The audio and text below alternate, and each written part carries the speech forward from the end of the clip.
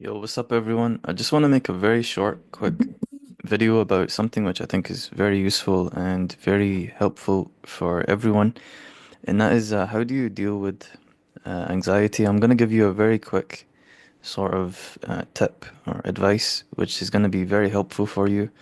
I actually use it myself. I have different issues with anxiety, um, and so it definitely works. Okay, this is why I'm sharing it because I find that it works, and hopefully it can help you guys as well. Okay, so what you're gonna do, okay, is I want you to start keeping a diary, and it's really simple. Okay, what you're gonna do basically is you're gonna keep a diary, and you're gonna start to pay attention to moments where you feel anxious. Basically, you're gonna start to pay attention to when does your anxiety get triggered. Okay, it's very easy to do this. All you have to do is just go throughout your day. Okay, and when you start to feel that nervous, anxious feeling, just stop and basically write down what happened, like what triggered it. So, for example, you might be walking somewhere and then you might see a certain person, and then you feel this anxious feeling. Okay, you go ahead and write that down. You say, today I was walking and I started to feel anxious when I saw this person. All right, cool. Also, what you want to do is you want to go ahead and write down the type of thoughts that were coming into your mind when you felt that anxious feeling. So you could say, I was walking, I saw this person, I started to feel anxious, and I started to think they're gonna judge me. Okay, they're gonna say something mean to me, they're gonna be horrible to me, something like that. Okay. All right, then you continue throughout your day. Okay, you stop the diary and then you keep going and you go on throughout your day and then you wait for the next thing or you try and pay attention to the next time you get triggered again. So for example, you could be you're at home and then you read your email and then you see okay you have a deadline coming up or you have an exam coming up, something like that. Um, and now all of a sudden you get triggered again. Okay, you feel that anxious feeling. Okay, you go ahead and get your diary, you write it down. I was I was at home. I read the email. It said I have an exam coming up. I started to feel anxious. And again, what you need to do is you need to go ahead and write down the thoughts that were in your head. Okay, in terms of like what were you thinking? So it could be something like I started to get scared that I'm gonna fail, or I started to get scared that I don't have enough time to prepare for this, or I'm not smart enough. Whatever it is, just go ahead and write that down. Now, what you're basically doing, do this for a few days, and the point of doing this, okay, is you're basically trying to figure out what your anxious pattern is. Okay, you're trying to figure out what is your anxiety type, what is your anxiety pattern. Okay, because there's different types of reaction to a trigger. Okay, there's different kinds of anxiety that you can have. Okay, and these are just determined based on your experiences, your genetic makeup, things like this. Yeah. In any case, it's not really important to know. Well, that is important to know, like why do you have it, but more practically, you can still solve it even if you don't know why you have it. Okay, which is the good thing to know. So what you're trying to figure out is what is your pattern. Okay, and there's different types, like I said, and here are some of the most common types. Okay. So the first one is what's called catastrophizing. What this means is your mind naturally jumps to the worst case scenario. So you get triggered. Say for example, with the person that you saw and you start to feel anxious when you saw them, you might start thinking that this person is gonna harm me. They might gonna be violent towards me. They're gonna beat me up or they're gonna ruin my reputation. They're gonna take a video of me that's gonna make me look terrible. People are gonna hate me like this. You jump to the worst case and you jump to the worst case scenarios. Um, with the exam one for this, it could be like I said, you're gonna fail completely. You're gonna be a loser in life. Even if you fail your exams, you're not a loser. But you know what I'm saying? Yeah, you jump to the worst case scenarios. Yeah, worst case situations. I actually do this one. This is like my natural type. Um, you'll probably do this if you grew up in a kind of unstable, dangerous or semi-dangerous environment. You probably have this. You grew up around kind of violence and stuff. You probably have this as your one of your natural types, just because it's like you want to see what the worst case scenario is, so then you can know how to like deal with it. Okay. Anyway, that's the first type. The next type is what's called all or nothing thinking. And this basically involves seeing things in the extreme. So like saying like if I don't do this perfectly, I'm a complete failure. Like if I make one mistake, everything is bad. If I'm baking a cake and I don't put the ingredients to the exact gram, it's gonna be terrible. Everyone's gonna hate it. It's gonna be disgusting. No one's gonna. If I don't fold my clothes in the exact right way, if I miss a corner or something, I've messed up the whole thing. It's gonna be terrible to fix again, something like that. Um, this also can happen with how you look at people. Like if a person makes one mistake, you start thinking this person's the devil. If they conversely they do one nice thing to you, it's like this person's amazing. Like all or nothing thinking, black and white thinking. Okay. Another one is overgeneralization. So this is what happens when you take one event and then you generalize it. So this is like I failed the test in first year of school. I failed it badly. Therefore, I'm not able to take any more tests. I'm like stupid. I'm not I'm not good at tests. Or I went out one time and I had experience where someone was mean to me, and so everyone is mean. People are not nice like that. Making like obviously that doesn't make any sense, but it's important to know all of these are done as a way of your body and mind like protecting you because you're not like the reason why it's so strong is because it's like a defense mechanism. It's how your brain protects you and your body protects you from getting harmed. Okay. Now, obviously, these are okay if you're like actually in a dangerous situation, then they're actually a good thing, but it's not a good thing if they happen in normal, safe, everyday situations because then they interfere with your life and they make it hard for you to live like a nice, positive, happy kind of life.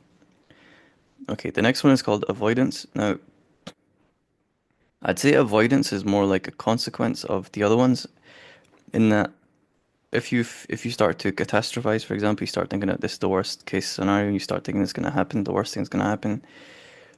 If you start thinking in general terms, things like this, then your natural reaction is going to be, I'm going to avoid the situation. I'm going to avoid this person because I don't want them to hurt me. Or you might just think, also, I think like this happens if you feel like overwhelmed and you're like, this thing is too much. I don't want to think about all this. Okay, it's too much for me to deal with. Even just thinking about it makes me anxious. So let me just block the person or not go, just stop going out or like not.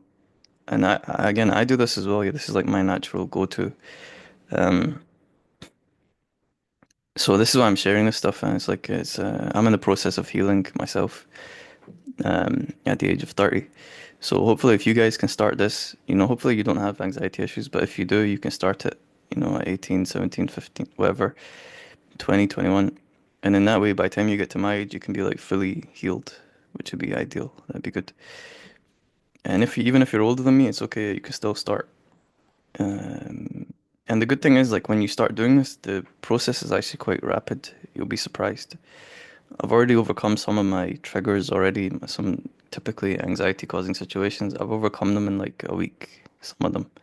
Now, some of them obviously are a bit stronger and deeper. You need to obviously take more time, but the point is you can do it. Okay. And the next one's called reassurance seeking, which is basically constantly asking other people for reassurance. Like you make it a habit to say, did I do this okay? Am I doing it right? You like question yourself. This is the type of person that they always feel unsure of themselves. They're always like, even if they're doing something completely right, they question it and think, I must be doing something wrong. Things are going too well, like that. And this is actually this is really dangerous. It's very dangerous. Um, this is very dangerous. The other ones are bad. Like all these are bad. Um, in that all of these will basically make you antisocial. Okay, and that's what happened to me, basically, yeah. It happens to a lot of people. All these will make you antisocial. You'll just like stop going out, stop interacting with people, stop being social. So they're bad in that way. They'll kill your social life, basically. Okay, and they'll kill your fun in terms of like going out to places, things like this. They make your life less colorful, less what's the word? Have less texture, less flavor. Okay. You become more lonely, things like this. So they're bad in that way. But this one is ex This one is especially bad, okay, because the other ones they just make you like isolated. They make you very introverted basically, which is bad, yeah, but you can to some extent you're protected from other people, which is the whole point of it. But this one, okay, is especially bad because not only will you be more likely to be introverted, okay, which means you have your social life cut off like the other ones. But this one is especially bad, okay, because it actually opens you up to being vulnerable to predatory people. This one is actually what predatory people look out for when they're trying to pick like a victim for their manipulation. So like a person who wants to exploit you to basically become their sort of slave or like for whatever means, whether it just be to control you in like a relationship or to use you to do things for them, to make you join up with their group, their organization, to take advantage of you, not pay you properly or hurt you in different ways. This is what they look out for. Okay, this is one of the key characteristics that they look out for. And if you don't have it in a full sense, they will try to make you have it. They try to like instill it in you. Okay, so this one is especially dangerous. So yeah, so you really need to do something if you have this. If you have any of these, you need to do something because you should be living a happy life. Okay, you should be living fulfilled, generally positive, not not in pain kind of life. You should sort of, you don't have to have that bad life. You could have a generally positive life, and you should work towards that. Okay, but this one is especially dangerous, so you need to be very careful. Excuse me. You need to be very careful if you have this because this is like a bleeding prey animal. Okay, you need to be careful. The other ones also they will look for this. Okay, because people like predatory people, they do look for people who are like isolated and things like that. So you need to be careful also, yeah, if you're in this. But this one especially can get you in a very bad situation. This is like abusive relationship 101. So please use the resources that I put, linked. You can call people, email people if you don't like talking, text people, official people who are trained and everything, and you can talk to them. And also you can just follow the advice that I'm going to give you and you'll be able to heal yourself. Okay, you can heal yourself. Okay, now the next one is called rumination. It's when you replay situations again and again and again. This could also be considered like, what's it called? Intrusive thinking would probably fall under this category too. Where you start basically imagining situations or you hear voices and really you're not hearing voices. Okay, I've had extreme intrusive thinking in the past too.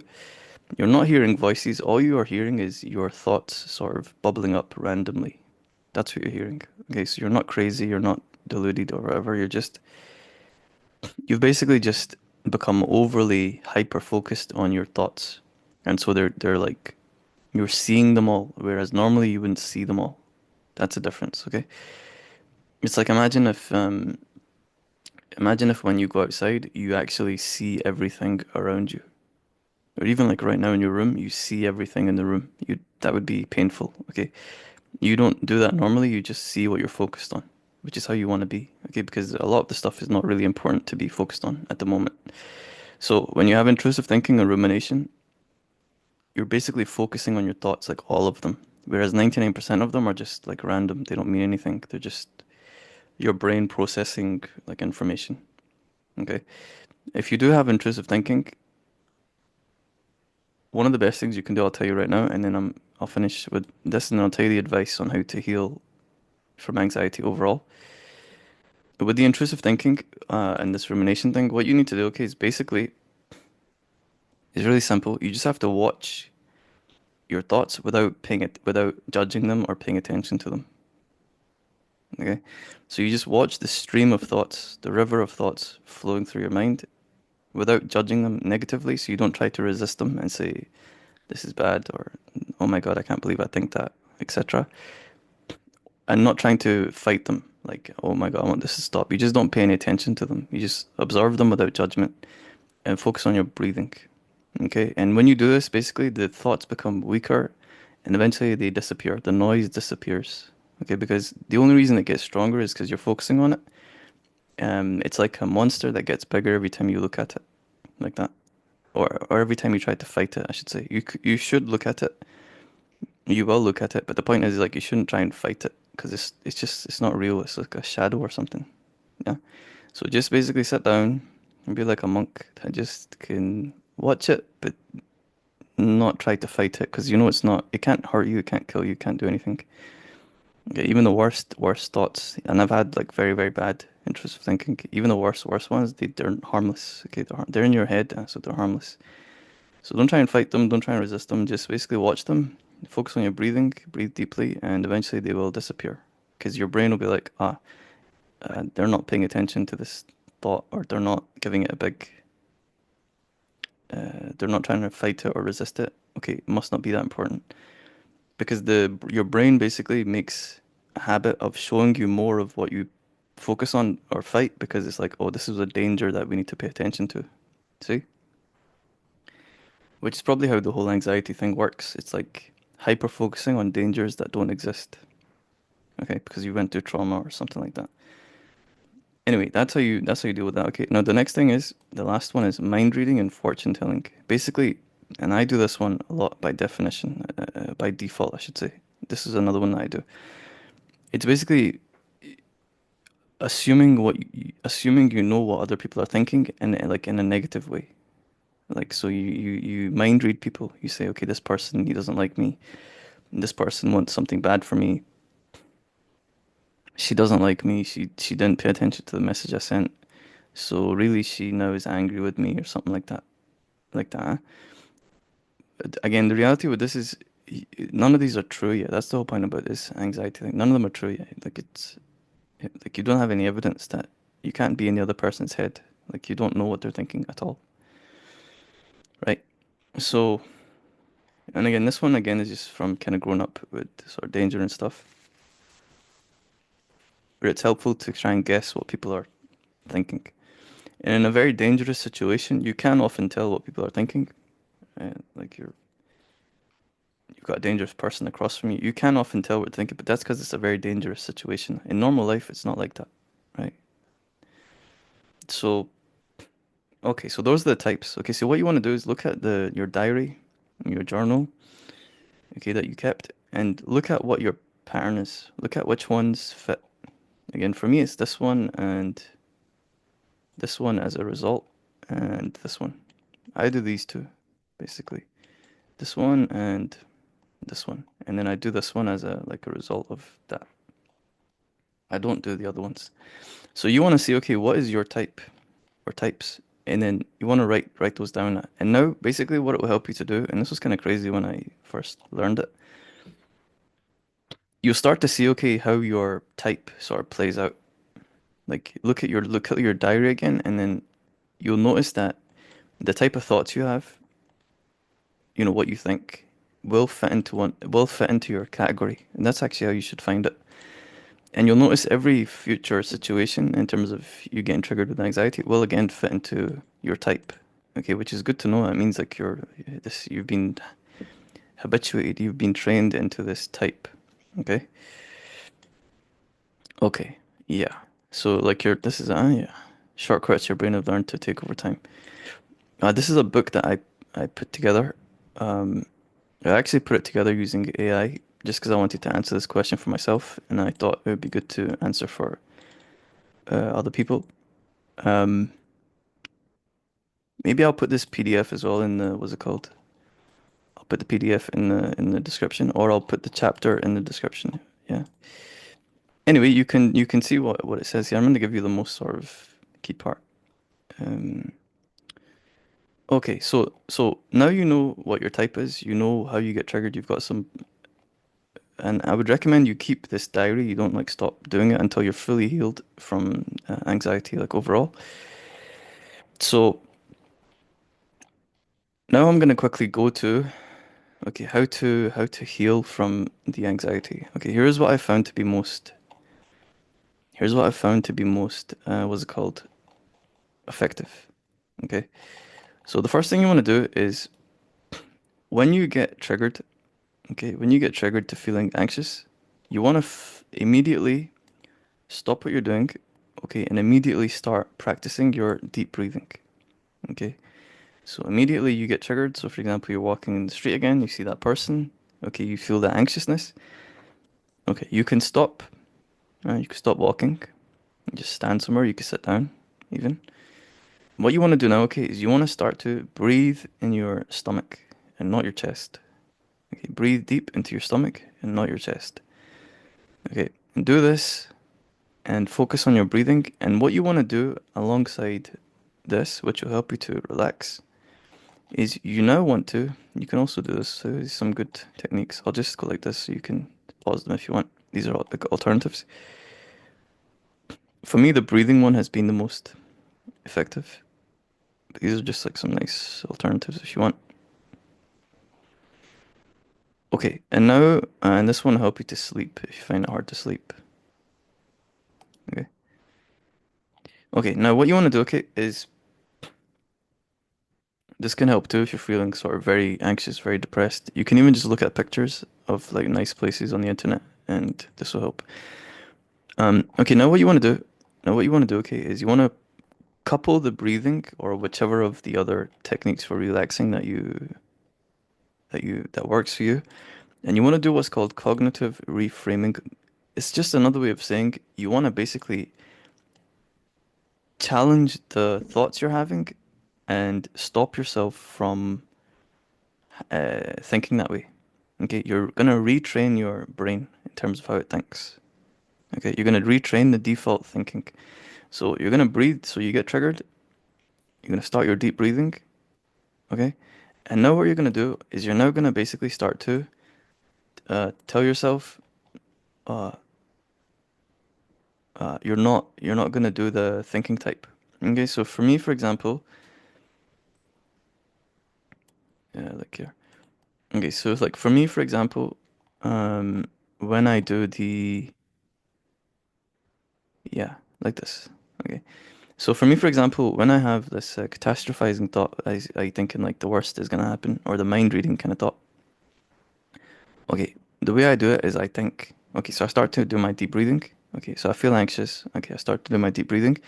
Then I tell myself no catastrophizing like that. If it's a me thinking the worst is gonna happen kind of thought, I say no catastrophe, and I repeat that no catastrophizing, no catastrophizing like that. Or if it's a mind reading thought, I tell myself you're mind reading, stop mind reading like that, stop mind like a mantra. I repeat it, and then or like an affirmation, I repeat it, stop mind reading. Okay, and then what I do is I remind myself of like the rational way of thinking, like the logical way of thinking. Like for example, if it's a catastrophizing thing, I say, okay, no catastrophizing. And then I say like, um, what's the evidence for this? I'm thinking that this is gonna happen, it's all gonna go terrible. What's my evidence for it? Usually there isn't any evidence. Okay, if it's anxiety, there's probably no evidence. Or if it's a mind reading thing, I remind myself, you're not in the person's head. You don't know what they're thinking. You can't know what they're thinking. It's impossible. Okay. Then I couple this with the deep breathing, and eventually the thought disappears. Okay, I feel calm, and then I do whatever it is that I was gonna do. Okay, I don't act on the anxiety. Okay, I don't act on it. Now doing this is actually super powerful. You'll be very surprised at the relaxing yourself, making your body relax with the breathing, and then making your brain get retrained, challenging the thoughts and making yourself think in a more accurate, better way. Doing this is extremely powerful. Okay, and it's actually so powerful that I actually, when I started to do it, I started to get tired. Like my mind was actually getting tired when I was doing it, which to me basically says it's like you're training your brain in the same way that you would train your muscles, like when you go to the gym. It's like literally creating new pathways and like destroying the old ones. Like how when you start going to the gym, you start training your muscles to make them grow. I was actually getting tired from doing it, like sleepy from doing it. But it actually works. Okay, it actually works. And eventually what happens is, and this has happened, for example, with one of the things that was triggering to me. Um, for example, I would get triggered if I would get like a message. It sounds weird, but I would get triggered if I'd get a message and I didn't know what the message said. I would assume it was going to be something bad, like that. Okay. And in a week, just by training this, or like a message on social media, I mean, I would assume it's going to be something bad. And in a week, just from training this deep breathing and from doing the stopping myself from thinking the worst and also mind reading, in a week it disappeared. Okay, now it's gone completely. Like I don't have any trigger at all. If I get messaged, I don't feel anything. It's just normal, calm. Okay? And this, and not just with this, but also with the mind reading stuff, just in general situations, that's also started. Like I'm starting to see differences, is what I'm trying to say. Okay, I'm starting to see improvements. I'm healing. Okay, so you can do the exact same thing for yourself. You can heal yourself. Okay, which I hope you do. So to summarize, what you do is make a journal, okay, or diary. Start to pay attention to when you get anxious, what triggers it, what thoughts you're having. Recognize your type, okay, from the ones that I gave. Okay, types maybe from the ones that I gave. And then pay attention to when you get triggered again. Remind yourself that this is your type of anxiety triggering. Practice your deep breathing and then retrain your brain. Okay, tell yourself we're not thinking that way and we're thinking this other way. Okay? Do this enough times and eventually you will be healed. Okay, you will be healed. Okay. So there's the video and I hope it's useful.